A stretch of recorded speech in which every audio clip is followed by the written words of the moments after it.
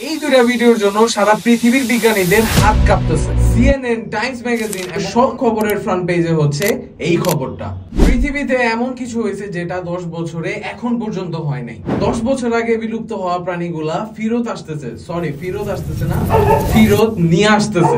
এটা হইতেছে একটা নরমাল উলফ এবং এইটা হইতেছে একটা ডায়ার উলফ। এই ডায়ার উলফরা কিন্তু 10,000 বছর আগে বিলুপ্ত হয়ে গেছে। আই রিপিট, 10,000 বছর আগে।